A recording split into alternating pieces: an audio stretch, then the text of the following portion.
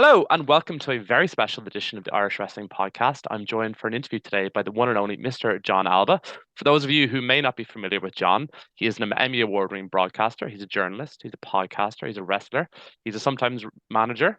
He's sometimes wrestler. I was gonna he's say more manager and yeah, sometimes wrestler and sometimes manager. yeah, exactly. But he's also a teacher. He's a head coach. He's a communications professional. His CV is longer than I can possibly articulate fully, but I'm going to give it a quick go. As a writer, I'm a big fan of his writing with SES Scoops in particular. Previous to that, he specialized in general sport, working for the likes of AOL, Sports vs. Looker, excuse me, Quinnipiac Chronicle. As a broadcaster, he's worked for a number of different Fox affiliates, QBSN, GMC, Q30 Man, TV, you're just EBTV. my Yeah, I've done. LinkedIn is publicly available, huh? Yeah, this is it. Yeah, MLB Network. Um, a lot of you Irish wrestling fans may have been more familiar with his work recently, particularly since COVID. A lot of us may have got on the podcast bandwagon. For a lot of his stuff, be it around living the gimmick, his ad-free shows and podcast heat shows, Extreme Life of Matt Hardy, Strictly Business, and also for those of us who are lucky enough to be Fight TV subscribers, his Fight TV in Focus pieces, which I also thoroughly enjoy. He's been very good to give us some of his time this afternoon, taken away from sunshine over in the States compared to here, gloomy Ireland. So, listen, Jon, first of all, thank you very much again for taking all the time for joining us today. How are you?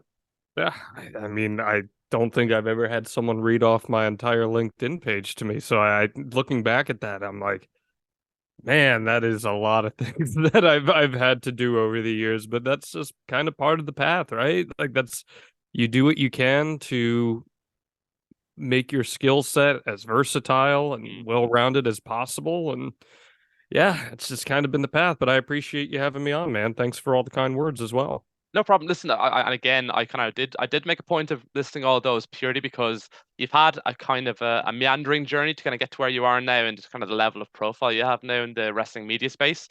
It's very much you can kind of just see it from that step-by-step process from your LinkedIn page. You can see you've worked up through broadcasting, writing, step by step to the point now where you're even got your own media school, and you're kind of teaching people how to upskill themselves and progress further within the media industry as well. So I thought that's just the reason why I highlighted all that. Listen, before we won't need further ado, rather than me talking about your CV any further, my first came across you as a fan listening to your podcast through the Extreme Life of Matt Hardy. I really always enjoyed the granular nature of you kind of going back through his career and the fact that you're speaking to somebody who was a current wrestler, who wasn't afraid to give their opinions on the current wrestling business. Now, I know there's a few other wrestlers who've tried that recently and have got themselves into a bit of trouble. But you guys have towed that line quite well of not upsetting too many people, but also being candid enough to give your own opinions on how the business is as a whole. How has that been? Firstly, working with somebody who's so active in the wrestling space currently, who's got such a long backlog of topics you can talk about, but also having so many current issues, both of you are an authority to discuss. I think that was one of the most appealing elements of doing a show with Matt was that I knew he was very on top of the wrestling landscape and where wrestling's been, where it is now, and where it's going. Yeah.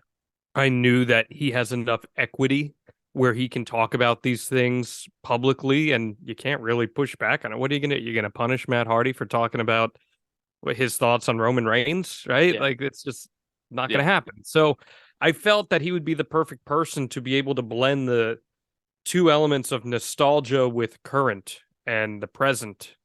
And that's why I felt like we'd be able to have quality wise a solid product. He's the best. Matt is the best. And it upsets me when I see people who don't know Matt Mm. make the stupid jokes about the head injuries and head trauma and all the druggies and all that stuff because they don't know the quality of person that I get to work with every week. Yeah. And it's one of the best people I've ever met in my life, who is a family man, who is a innovative wrestler in his heyday, and someone who's very forward thinking about what the industry can be.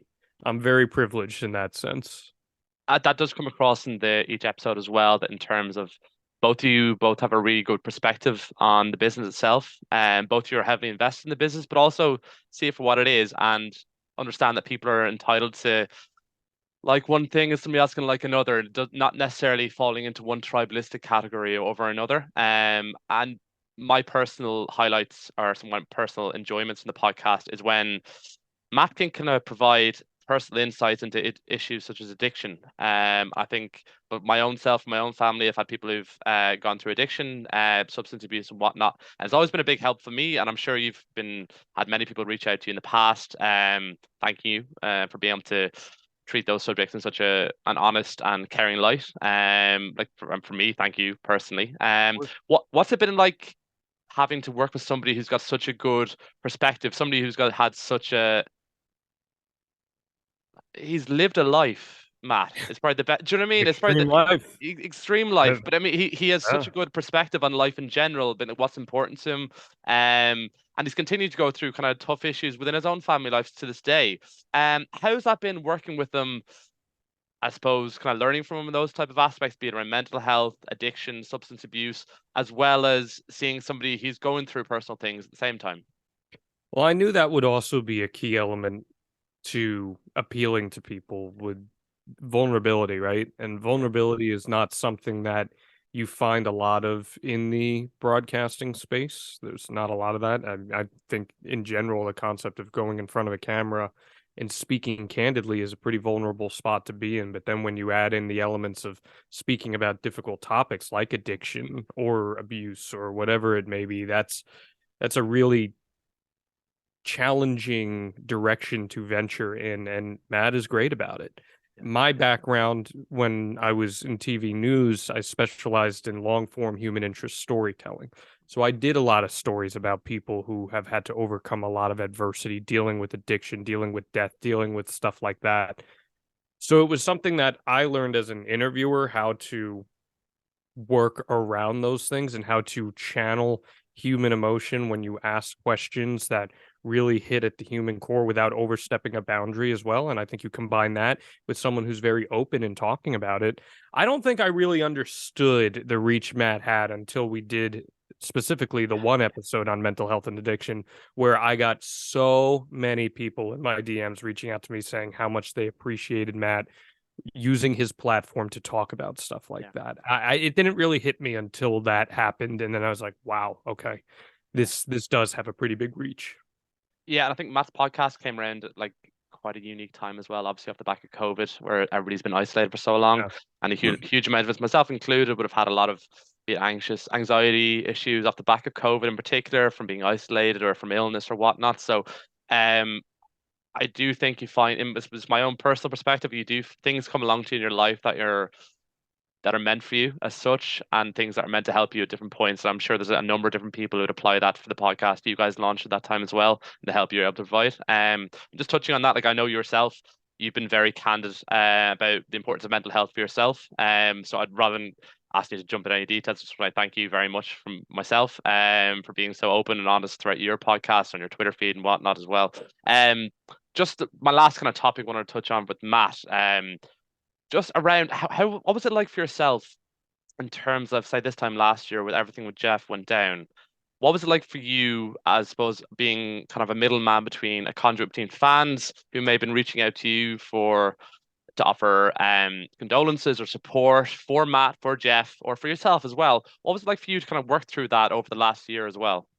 It was difficult. It was Yeah, definitely difficult. I selfishly, yeah, and you can't think about this, but being upfront and honest, it disrupted a lot of plans Matt and I had. Jeff was going to become incorporated much more into the show. We had live events planned where it was going to be Matt and Jeff talking and me hosting, and we were going to take stuff on the road. I've never really spoken about this publicly, but we were going to do stuff like that. Jeff was going to become more of a frequent guest on the mhm, show, and yeah, I mean that got thrown off, but you can't think about those things when something very real happens, yeah, right? Your first focus becomes, well, are they going to be okay? yeah, What Jeff did was bad. It was bad. There's no yeah, denying that. There's no, and Matt has not shied away from that. He hmm, has acknowledged that it was a yeah, bad thing that Jeff did.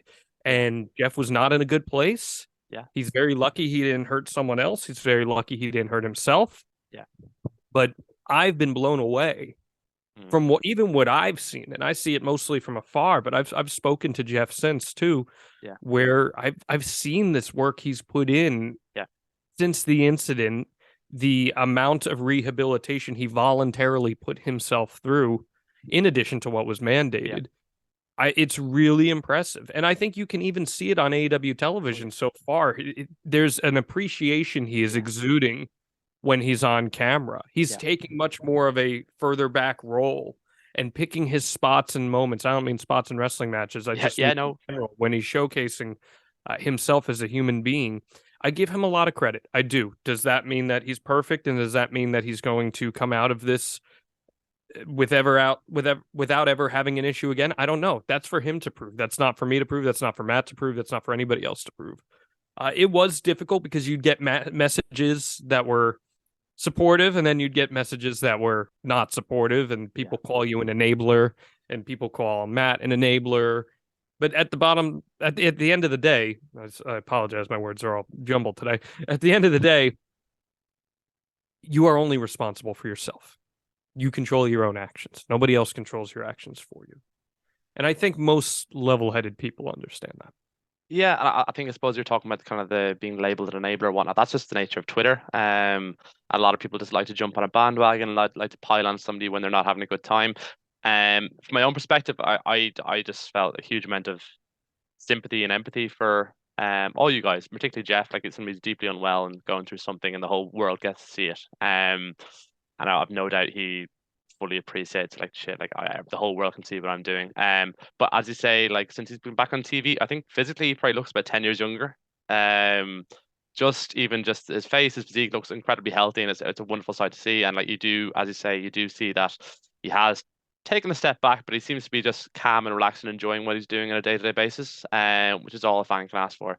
And Um, like, you look at the end of the firm deletion where he like did that thing at the end where he thanked God and like thanked everyone and like yeah, talked about that was like real. That's yeah, Jeff Hardy being yeah. Jeff Hardy. And it was even, I said to Matt after, I was like, did you know that he was going to do it? He's like, he just told me he wanted to say something and we just rolled on it and let him do his thing. So No, like, that was him being him.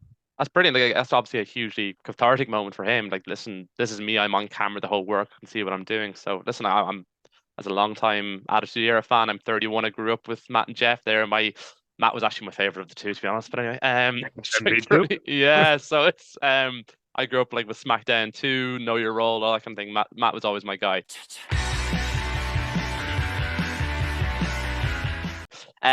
Just something you touched on there in terms of previous plans you had around the podcast. Going forward, do you have any plans to bring the show on the road or incorporate Jeff more into the show in future, a bit further down the line, depending on how things go?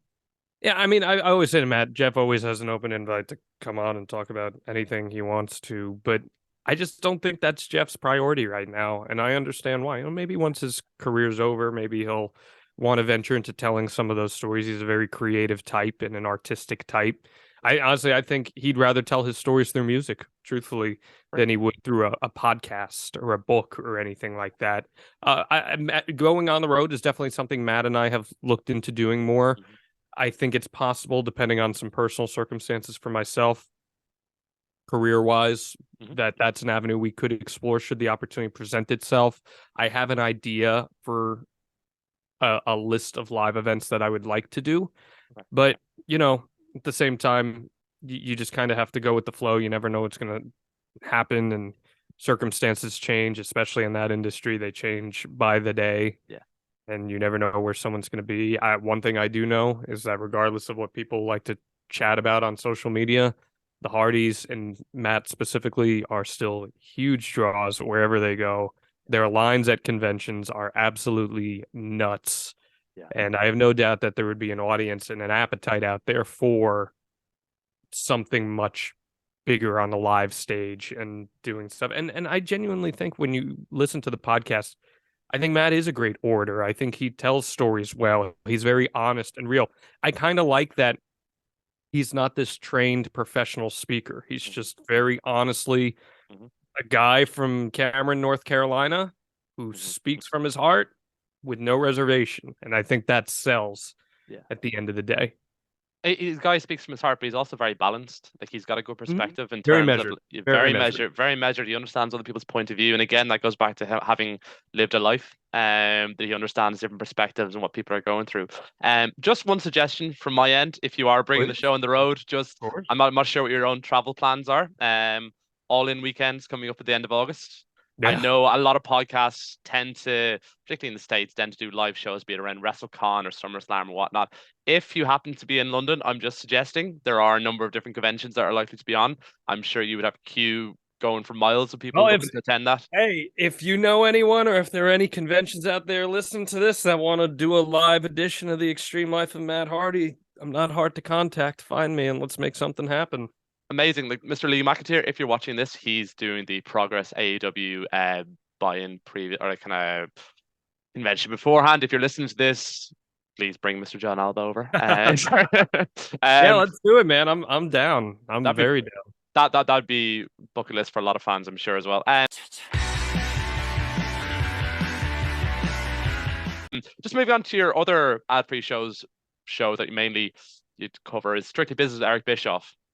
Now, like I'm personally a big fan of kind of the behind the scenes, the analytics and how things are run. I love the kind of financial aspect that Eric provides with yourself and the kind of granular detail you go into.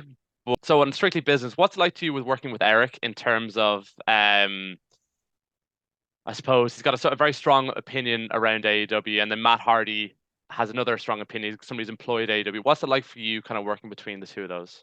I just try to be as balanced as I can. You know, one thing that I take a lot of pride in, and I think anyone who actually listens to my content knows this, even though YouTube commenters and tweeters seem to disagree sometimes. I think I'm very fair. I will always be fair to everyone. And Yeah. the day that I become unfair to someone, I want to be called out on it because I don't think it's right to be unfair to anyone. Yeah, if AEW does something that I think should be stuck up for and Eric is deliberately chopping it down, I'm going to give my reason for why I believe that there's merit to it. If there's something on AEW TV or something that AEW does from a business perspective that I say, hey, I think we can view this through a critical lens, then I'm going to do that. I don't work for AEW. It doesn't impact me in any way, regardless of what they do on television, what they do off television.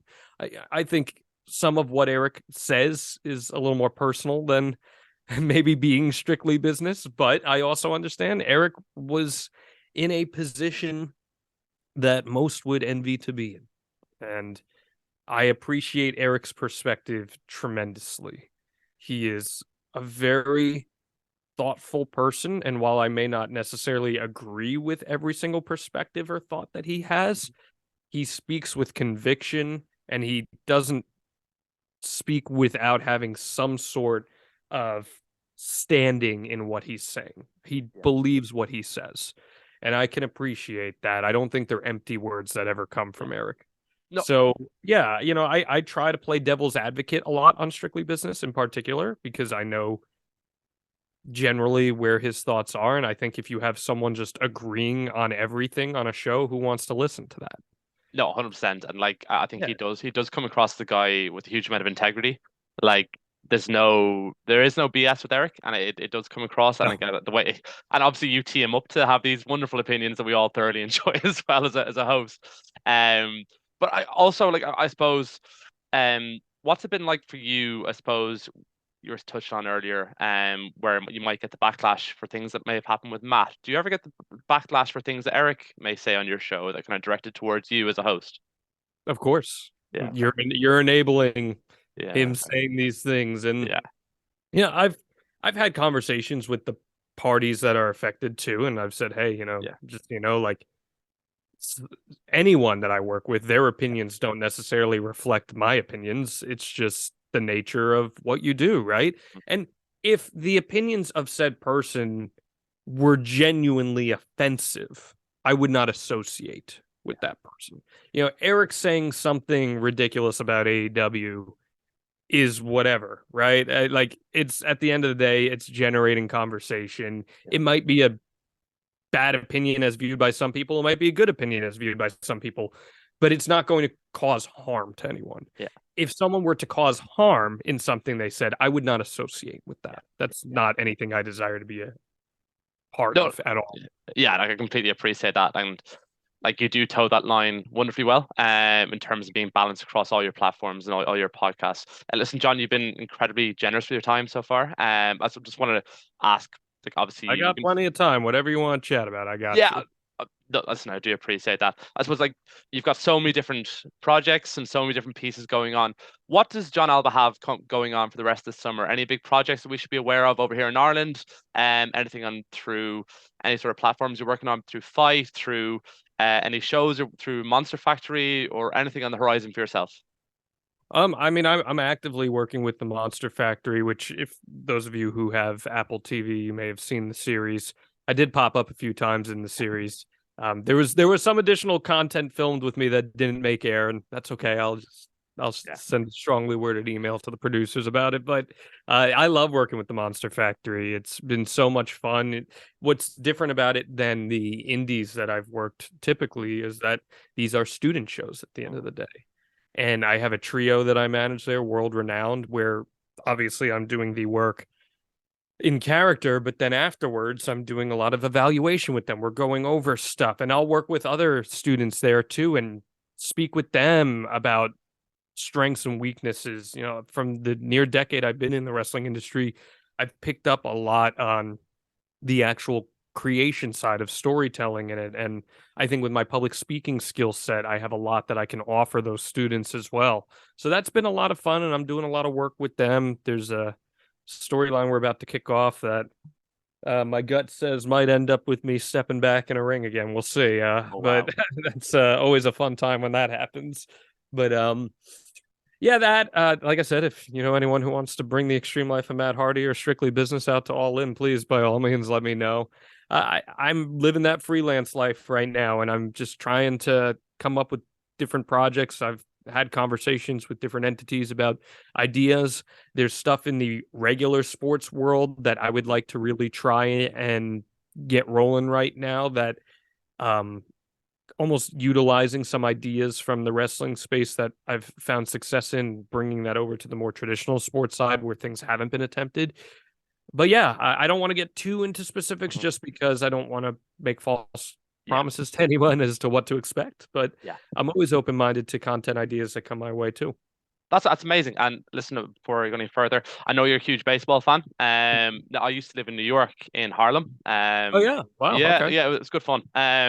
As an Irishman living in New York, as you are. I briefly became a Mets fan. So could you please Okay. enlighten me? How are the Mets doing this season? Not very well. Oh God. Not Okay. very well. Okay. Okay. They have underperformed greatly, Okay. but they play in a pretty weak division, so Okay. they still have playoff hopes, but they have not been great. They were supposed to be a lot better, but the Yankees honestly have been very inconsistent as well. So New Okay. York baseball could be a lot better right now. Yeah, I I mean baseball is one of the reasons I fell in love with storytelling in the yeah. first place. So No, listen, I absolutely loved it when I was living over in New York for the year. That like I was working in a bar, and every night of the week there's baseball uh, on, and it's just something to connect with everybody. And it's a very simplistic sport that everybody can understand and get to behind. say And you probably had to learn the sport, right? yes, 100%. Yeah, and I've probably forgotten more than I ever learned now, but at the time I loved it anyway. But listen, John, before anything else, I want to say thank you very, very much for your time. Really, really appreciate it. And hopefully, at some point this summer, you may be over this direction, be it with Strictly Business for Money in the Bank or All In with Extreme Life Matt Hardy. Listen, if I'm in touch with the likes of Lee McAteer running a number of different Yeah, conventions, just I'll definitely slide flag it into to those DMs, man. you. Let me know. Look, big money Matt don't come cheap. I'll tell you that. I But can imagine, still, yeah. there are ways that we could form mutually beneficial relationships for sure. 100%. Listen, John Alba, thank you very, very much again for your time. Thank you so much. I appreciate it. No problem. Thank you.